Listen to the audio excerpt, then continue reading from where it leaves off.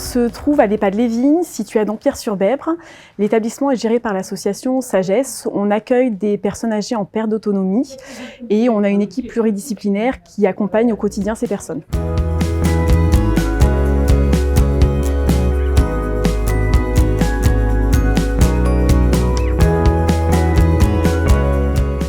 La démarche prévention des TMS avait un véritable enjeu au sein de l'établissement puisqu'on est un établissement où le taux d'arrêt, alors ou accident du travail ou maladie professionnelle, arrêt maladie, mi-temps thérapeutique sont relativement importants. Donc c'était un réel enjeu pour améliorer la prévention des TMS et lutter contre les TMS au sein de l'établissement et également améliorer les conditions de travail des professionnels, aussi pour permettre une meilleure attractivité des métiers au sein de notre établissement. On s'est investi dans la démarche grâce à la présence d'une animatrice de cette démarche-là qui a été un réel atout au sein de l'établissement. On a tout d'abord désigné un comité de pilotage dans le cadre de cette démarche. Au comité de pilotage, on avait également invité la CARSAT et la médecine du travail. On a commencé en fin d'année par un premier comité de pilotage, donc on s'est tous réunis pour pouvoir faire un état des lieux sur l'EHPAD. En termes d'accidentologie, de regarder un peu quels étaient les facteurs de risque, quelles professions étaient les plus touchées. On a également pu faire un point sur la démarche, comment elle allait se dérouler dans le temps, qui allait être impliqué et quelles situations on allait pouvoir analyser. Ensuite, la directrice a du coup rédigé une lettre d'engagement. Cette lettre a été diffusée à tous les salariés de l'EHPAD pour une information générale.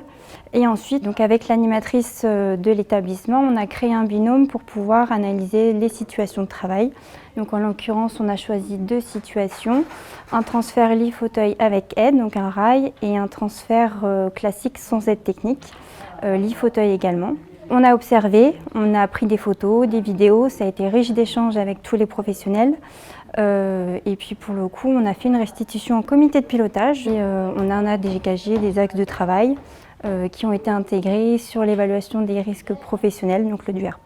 On prenait les gens, soit on les mettait au bord du lit et on les prenait du transfert du lit-fauteuil en le pivotant et en l'exposant au fauteuil. C'était trop lourd pour nous après.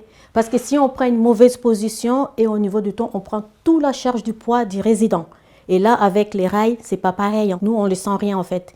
Ça sera mieux d'être équipé dans ces systèmes-là. C'est pour éviter tout ce qui est troubles musculo-squelettiques. C'est un conseil à donner. Autant mieux être équipé de ces systèmes-là. Ça allégera moins et ça coûtera moins à l'établissement par rapport aux accidents de travail. C'est très très intéressant. Donc justement, je pense que ça évitera beaucoup d'accidents du travail. Et donc justement, aussi un confort pour les salariés et les résidents également.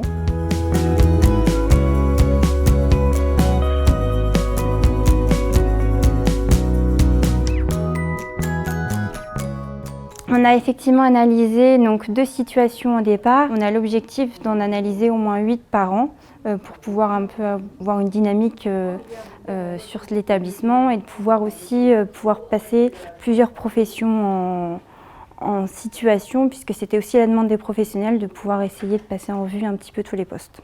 Se lancer dans une telle démarche a un réel atout. Alors dans un premier temps, on va être honnête, on l'a plutôt perçu nous comme une contrainte et une charge de travail supplémentaire. Pour autant, on s'est aussi dit que cette démarche, il fallait s'en servir comme un atout pour améliorer donc les conditions de travail et la prévention des TMS. Le conseil que je donnerais, c'est vraiment être partie prenante de cette démarche et en faire une opportunité de travail sur la démarche de prévention des TMS et les conditions de travail des salariés.